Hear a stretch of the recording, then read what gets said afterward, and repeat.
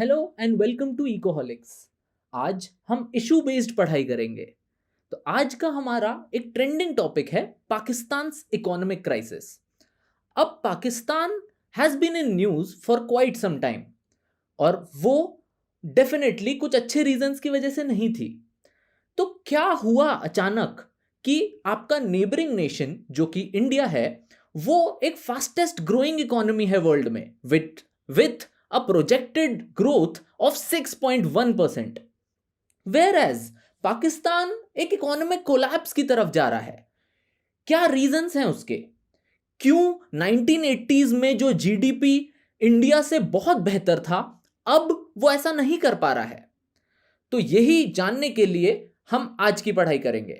जैसा कि मैंने आपको बताया कि 1980s में इंडिया से बेहतर जीडीपी पाकिस्तान का था और अब वो नहीं है। इकोनॉमिक कोलैप्स की तरफ वो जा रहे हैं, जिनका ग्रोथ आईएमएफ ने सिर्फ और सिर्फ 2% ग्रोथ प्रोजेक्ट किया है। तो क्या चल रहा है इसके रीजंस में अब हम डीप डाइव करते हैं। तो सबसे पहले एक एक करके हम इनके रीजंस देखेंगे। तो डबल डिजिट इन्फ्लेशन की बात करते हैं सबसे पहले। अब इनका इन्फ्लेशन 48 ईयर हाई पे चल रहा है जो कि डबल डिजिट में आ चुका है और इसकी पॉसिबिलिटी है कि ये 30% तक ऊपर चला जाएगा। इसका मतलब क्या है? आज अगर कोई चीज 100 रुपए की है, अगले साल वो 130 रुपए की हो जाएगी। इसे कहते हैं डबल डिजिट इन्फ्लेशन। तो ये बहुत ही ज्यादा है। कंपेयर्ड टू इंडिया की बात करें तो हम 5% के आसपास होवर कर रहे हैं, जो हमारे कंट्रोल में है, जो 2 to 6% MPC monetary policy committee जो हमें बताती है उसके अराउंड ही हम होवर कर रहे हैं। तो वो बिल्कुल अंडर कंट्रोल है, वेयरएज पाकिस्तान का इन्फ्लेशन बहुत ही बढ़ा हुआ है। अब अगर डेट की बात करें तो पाकिस्तान ने बहुत ज्यादा डेट लिया हुआ है। अब फॉर रेफरेंस में अगर आपको बताऊं तो डेट टू जीडीपी रेशियो से हम डेट को नापते हैं तो वो 70% के आसपास है। डेट मतलब उन्होंने कितना लोन लिया है, जीडीपी जितना उनका ओवरऑल कंट्री का प्रोडक्शन हो रहा है, ये 130.43 बिलियन डॉलर्स के आसपास है। और अगर मैं रेफरेंस के लिए बताऊं तो इनका जीडीपी अराउंड 348 बिलियन है। तो 1/3 अप्रोक्सीमेटली अगर आप डेट ले लेते हैं तो आपकी इकोनॉमी की स्थिति बहुत बद से बदतर ही होने वाली है। इसमें एक और रोचक बात है, ओवरऑल डेट का 30% ये सिर्फ चाइना को ओ करते हैं। अब इसमें क्या दिक्कत है? मेजर दिक्कत इसमें ये है कि चाइना की ओपेक रहती हैं कंडीशंस ऑफ डेट। वो हो सकता है आगे चल के अगर आप डेट ना चुका पाए तो ये बोलेंगे कि आपकी इकोनॉमी का पीएसयू जो सबसे बड़ा है वो हमको एक्वायर करना पड़ेगा। इस टाइप की जो नॉन ट्रांसपेरेंट कंडीशंस हैं चाइना अपने लोन्स में लगाता है। सिमिलरली हायर इंटरेस्ट रेट पे चाइना मार्केट से लोन देता है, जिसकी वजह से इस लोन की जो लॉन्ग टर्म वायबिलिटी है वो ही डाउटफुल हो जाती है। अब इनका फिस्कल डेफिसिट देखें तो जहां इंडिया टारगेट कर रहा है एफआरबीएम एक्ट के थ्रू 3.5% और हम 4 to 5% के अराउंड चल रहे हैं, ये इनका 43% है जो कि बहुत ज्यादा होता है। अब फॉरेक्स रिजर्व्स की बात करें। फॉरेक्स रिजर्व्स का मतलब होता है फॉरेन एक्सचेंज रिजर्व्स। अब ये हमें अनसर्टेनिटी के टाइम पे बहुत काम आते हैं। अब इनके जो फॉरेन रिजर्व्स हैं वो जस्ट 3.1 बिलियन बचे हुए हैं डॉलर्स। अब इसका रेफरेंस अगर मैं आपको समझाऊं तो सिर्फ 3 हफ्ते का इंपोर्ट पाकिस्तान कर सकता है और पाकिस्तान प्रीडोमिनेंटली एक बहुत ज्यादा इंपोर्ट से चलने वाला देश रहा है। तो इसीलिए उनकी दिक्कतें और ज्यादा बढ़ जाती हैं। ये 9 ईयर लो पे चल रहा है इनका फॉरेक्स रिजर्व्स। अगर डॉलर से कंपेयर करें तो $1 275 पाकिस्तानी रुपी के बराबर हो गया है, जो अगेन एक बहुत ही चौंकाने वाला फिगर है। जहां हम 82 के अराउंड होवर करके भी हम अपने इकोनॉमिस्ट को क्वेश्चन करते हैं कि आर दे कंट्रोलिंग जो डॉलर के अगेंस्ट डेप्रिसिएशन है, क्या वो अच्छे से कंट्रोल कर रहे हैं? यहां पे पाकिस्तानी रुपी 275 पहुंच गया है। अब हम आगे के और कॉजेस को समझें तो इनमें पहला आता है इंटरनल अनरेस्ट। अब इंटरनल अनरेस्ट क्या होता है? इसमें एक ऑर्गेनाइजेशन जो सबसे एक्टिव है उसको कहते हैं तहरीके तालिबान। ये डेमोक्रेटिक गवर्नमेंट जो पाकिस्तान में प्रिवेल करती है उसके अगेंस्ट ये एक मूवमेंट चलाते हैं जिसको ये बोलते हैं कि डेमोक्रेटिक गवर्नमेंट लेस इस्लामिक है, इसीलिए हम टेररिज्म फैला सकते हैं। ये वही लोग हैं, अगर आपको याद हो तो 2014 में पेशावर में एक स्कूल में इन्होंने अटैक किया था जिसमें बहुत से बच्चों की जानें गई थी। अभी भी इन्होंने एक और अटैक किया है जिससे 100 लाइव्स ये लोग ले चुके हैं। तो as rightly said by Hillary Clinton, you can not keep snakes in your backyard and expect them to only bite your neighbours. तो सेम सिचुएशन यहां पे हम देख पा रहे हैं कि पाकिस्तान, क्योंकि उनके टेररिज्म को रोकने के जो इनिशिएटिव्स हैं वो इतने स्ट्रांग नहीं हैं, जिसकी वजह से अब उन्हें ही टेररिज्म से सफर करना पड़ रहा है। नेक्स्ट पे जाएं तो इंटरनेशनल टाइटनिंग। इंटरनेशनल टाइटनिंग क्या होती है? अब नेक्स्ट फैक्टर पे आए, इसका मतलब है इंटरनेशनल टाइटनिंग मतलब बहुत सी कंट्रीज ये देख रही हैं ऑल्दो कि पाकिस्तान की हालत ठीक नहीं है, पर फिर भी वो अपने स्टैंड को सॉफन नहीं कर रहे हैं। वो अभी भी बहुत स्ट्रांगली पाकिस्तान के अगेंस्ट हैं। जैसे क्या? Iran Pakistan gas pipeline. अब ये पाकिस्तान के एनर्जी सिक्योरिटी के लिए बहुत इंपॉर्टेंट पाइपलाइन बनाई जा रही थी। अपने कंट्री में ईरान ने काम इसका कंप्लीट कर दिया है, पर पाकिस्तान क्योंकि अभी फंड्स की क्राइसिस से गुजर रहा है इसीलिए वो काम वो पूरा नहीं कर पाए हैं। पर क्योंकि ईरान को भी दिक्कत हो रही है अपने रेवेन्यूज को अलाइन करने में, इसीलिए उन्होंने एक अल्टीमेटम दे दिया है पाकिस्तान को कि मार्च 2024 तक अगर आप ये गैस पाइपलाइन अपने साइड से कंप्लीट नहीं कर पाए तो आपको $18 बिलियन की पेनल्टी देनी पड़ेगी। अब पाकिस्तान इसीलिए भी ये नहीं बनाने वाला है या थोड़ा रिलक्टेंट है क्योंकि इससे उनके अलाय यूएसए को भी वो ऑफेंड कर देगा अगर वो ईरान के साथ ऐसी पार्टनरशिप आगे लेके जाता है। अगला है इंडस वाटर ट्रीटी। अब इंडिया के साथ इंडस वाटर ट्रीटी बहुत पोस्ट इंडिपेंडेंस हम लोगों ने साइन करी थी, जिसमें 6 रिवर्स जो इंडिया और पाकिस्तान की कॉमन है उसमें से 3 का एक्सेस पाकिस्तान को मिला था और 3 का इंडिया को मिला था। इसमें इंडिया ने अभी 90 डे नोटिस भेज दिया है क्योंकि राटले जो चेनाब पे हाइड्रो पावर प्लांट है और किशनगंगा जो झेलम रिवर पे हाइड्रो पावर प्लांट है उस पे हमें हाइड्रो पावर प्लांट्स को कंप्लीट नहीं करने देता है पाकिस्तान, जिसकी वजह से इंडिया चाह रहा है कि उसका एक्सेस हम डेमोक्रेटिकली लें और इस अग्रीमेंट को अमेंड करें, जो पाकिस्तान अभी नहीं कर रहा है। तो अगेन नोटिस भेज दिया गया है। अब सऊदी अरेबिया एंगल क्या है?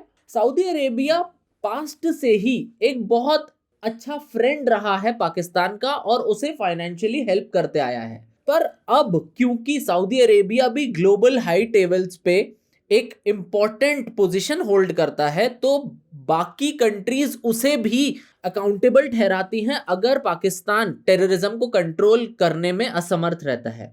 इसीलिए अब सऊदी अरेबिया भी फर्दर फंड्स डिवॉल्व करने से रिलक्टेंट है और वह कह रहा है कि आपको अपने गवर्नेंस में इंप्रूवमेंट लाना पड़ेगा, टेररिज्म कम करना पड़ेगा और जो करप्शन है गवर्नमेंट में वो भी कम करना पड़ेगा।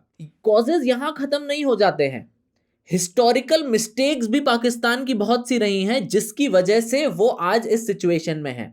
उसमें सबसे पहली मिस्टेक है इंक्रीज्ड मिलिट्री स्पेंडिंग। अब सिक्योरिटी पर्पस से मिलिट्री स्पेंडिंग अच्छी होती है, पर एट द सेम टाइम आपको डेवलपमेंट और इकोनॉमिक ग्रोथ को भी बैलेंस करना चाहिए।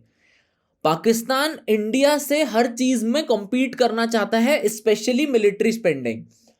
तो वो मिलिट्री स्पेंडिंग अपने इतना ज्यादा रखता है कि वो इंडिया की बराबरी करके रखे, पर वो ये एक्नॉलेज नहीं कर रहा है कि इंडिया की जीडीपी बहुत अलग है और पाकिस्तान की जीडीपी बहुत अलग है।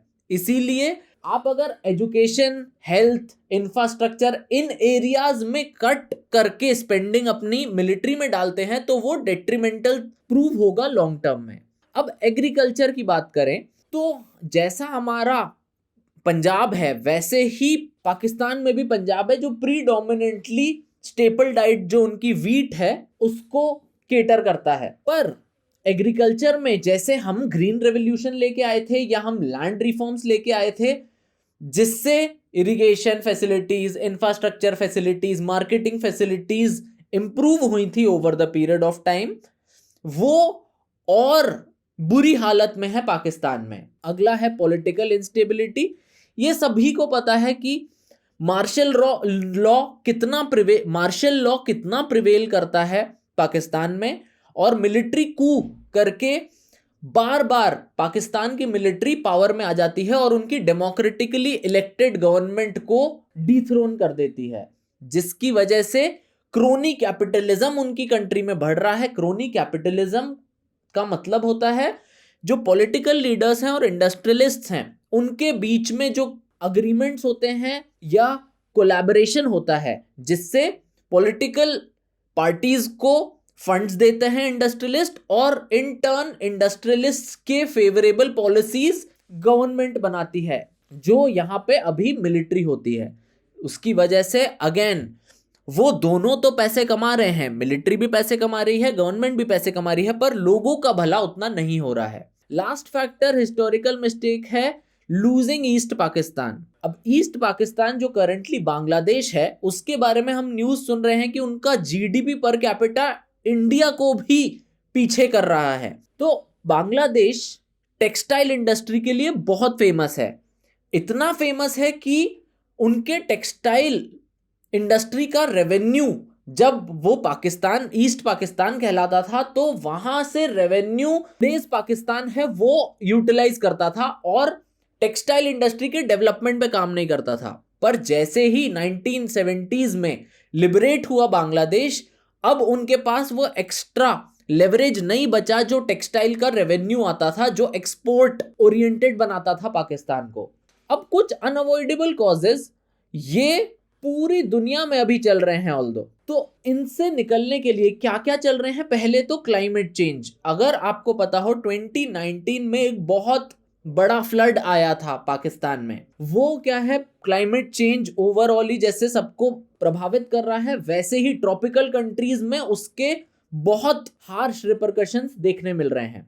अगला कोविड-19 पैंडेमिक, ये भी हर कंट्री को परेशान कर दिया है इसने। और लास्ट रशिया यूक्रेन वॉर, जिसकी वजह से ओवरऑल सप्लाई चेन डिसरप्शंस हो गए हैं, और सप्लाई चेन डिसरप्शंस होने से इकोनॉमिक क्राइसिस एस्केलेट हो रही है हर कंट्री में।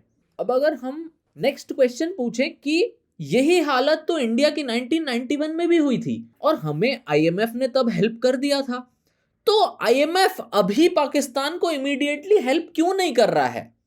Why isn't IMF helping Pakistan? तो सबसे पहले ये सोचने वाली बात है कि इंडिया जब पहली बार हेल्प मांगने गया था 1991 में, उसके बाद उन्होंने अपनी इकोनॉमी में इतना ज्यादा इंप्रूवमेंट कर दिया कि हमें बार बार वो पैसा मांगने जाना नहीं पड़ा। पर 1998 से आज तक आईएमएफ के पास पाकिस्तान मोर देन 12 बार जा चुका है, तो इसका मतलब वो लोग इंप्रूवमेंट नहीं ला रहे हैं अपनी इकोनॉमी में। दूसरी बात, ऐसा नहीं है आईएमएफ बिल्कुल हेल्प नहीं कर रहा है। जब फ्लड्स के टाइम पे $6 बिलियन उन्होंने 2019 में दिया था, 1 बिलियन 2022 में दे दिया है, पर उसके यूजेज उन्हें बहुत अच्छे नहीं दिख रहे हैं। दूसरा, आईएमएफ जब भी हेल्प देता है तो वो अपनी कंडीशंस इंपोज करता है, तो कुछ कंडीशंस के लिए पाकिस्तान अग्री कर चुका है, कुछ कंडीशंस के लिए पाकिस्तान अग्री नहीं करना चाहता है, तो उस पे अभी भी कॉन्सेंसस एस्टैब्लिश करने की कोशिश चल रही है। तो क्या वो चेंजेस मान गया है? पहले तो मार्केट डिटरमाइंड एक्सचेंज रेट की बात करें तो पाकिस्तान एक आर्टिफिशियल 20% का कैप लगा के रखता था, जिससे 20% से ज्यादा उसकी करेंसी डेप्रिशिएट नहीं हो पाती थी। पर आईएमएफ क्योंकि वर्ल्ड के हित के लिए काम करता है, तो वो ये आर्टिफिशियल कैप्स को हटाने की बात करता है, और ये पाकिस्तान ने मान भी लिया है। अब फ्यूल सब्सिडीज बहुत ज्यादा, क्योंकि फ्यूल इन्हें भी इंपोर्ट करना पड़ता था और लोगों को ये फ्यूल सब्सिडीज बहुत ज्यादा दे रहे थे एज अ पॉपुलिस्ट मेजर। अब उन्हें आईएमएफ ने रिड्यूस करने को बोला है, जिसके लिए वो अग्री भी कर गए हैं। 16% से फ्यूल प्राइसेस बढ़ गई हैं, जिसका मतलब सब्सिडीज रिट्रैक्ट कर ली गई हैं। सिमिलरली इन्फ्लेशन को कंट्रोल करने के लिए 100 बेसिस पॉइंट से इंटरेस्ट रेट भी बढ़ा दिया गया है। अब आईएमएफ को और भी कुछ चीजें चाहिए, जिसमें सबसे बड़ी है पावर टैरिफ को बढ़ा देना।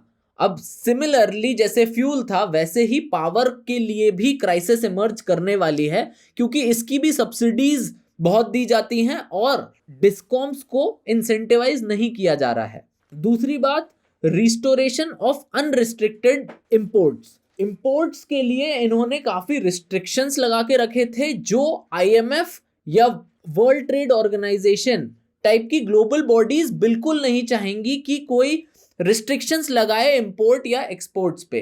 पर इसके लिए पाकिस्तान के जो प्रेजेंट प्राइम मिनिस्टर हैं, वो बिल्कुल इम्पॉसिबल चेंजेस इसे कहते हैं। अब हमें देखते हैं कि कितना वो मानते हैं और अग्री करके आगे बढ़ने की कोशिश करते हैं। अब हम देखें कि क्या हमें खुश होना चाहिए, हमारा नेबर इतना सफर कर रहा है, क्योंकि एक इमोशन बना के रखा हुआ है दोनों ही कंट्रीज में सिटीजन्स को लेके कि दूसरे की मिजरी से हमें खुश होना चाहिए। पर मैं आपको एक ऐसा पॉइंट ऑफ व्यू बताने वाला हूं जिससे शायद आपके परसेप्शंस चेंज हो जाएं। पहली चीज, अगर पाकिस्तान में ये क्राइसिस और बढ़ती है तो बहुत सारे रिफ्यूजीज जैसे बांग्लादेश से इंडिया में आए थे, पाकिस्तान से भी रिफ्यूजी माइग्रेट होके इंडिया में आ जाएंगे, लीगली या इलीगली। इसकी वजह से क्या होगा, हमारी सिक्योरिटी फोर्सेस पे बहुत ज्यादा प्रेशर पड़ेगा। दूसरा, हमारे जो एग्जिस्टिंग स्कार्सिटी ऑफ रिसोर्सेज जो प्रॉब्लम है ऑलरेडी हर कंट्री में, वो उस पर प्रेशर और बढ़ जाएगा, क्योंकि रेफ्यूजीज को भी हमें फीड करना पड़ेगा ऑन ह्यूमैनिटेरियन ग्राउंड्स। तो हमको यही दुआ करनी चाहिए कि पाकिस्तान की इकोनॉमी संभल जाए। चाइना फैक्टर, अब हमें पता है more than 30% of the debt China ने दिया हुआ है पाकिस्तान को। अगर चाइना डोमिनेट करने लगता है पाकिस्तान की इकोनॉमी और हमारी बाउंड्री के और क्लोज या एक दूसरे फ्रंट पे भी आ जाता है, ये इंडिया के लिए अच्छी न्यूज बिल्कुल नहीं है। तीसरा, रीजनल इंस्टेबिलिटी। आपको क्या लगता है, अगर आपके पड़ोस में कहीं लड़ाई चल रही है तो आप खुशी से रह सकते हैं, या आप कुछ पत्थर तो आपकी तरफ भी आएंगे डेफिनेटली। तो अनस्टेबल पाकिस्तान से रीजनल स्टेबिलिटी, और पाकिस्तान एक न्यूक्लियर नेशन है और पूरे एशिया के एक बहुत स्ट्रेटेजिक पोजीशन पे आता है। तो इंटरनेशनल इकोनॉमिक डिप्लोमेसी में अगर पाकिस्तान बैंकरप्ट हो जाता है या पाकिस्तान नॉन स्टेट एक्टर्स वहां पे आके रूल करने लगते हैं, तो बहुत ही दिक्कत इंडिया और बाकी नेशंस को भी होने वाली है। तो हमें यही दुआ करनी चाहिए कि पाकिस्तान को आईएमएफ हेल्प कर दे, दोनों में अग्रीमेंट आ जाए और पाकिस्तान भी हमसे कंपीट करे और एशिया को ओवरऑल बढ़ाने में कंट्रीब्यूट करे। Thank you so much. ऐसे ही वीडियोस आप और इशू बेस्ड देखना चाहते हैं तो subscribe to the channel Ecoholics. Thank you.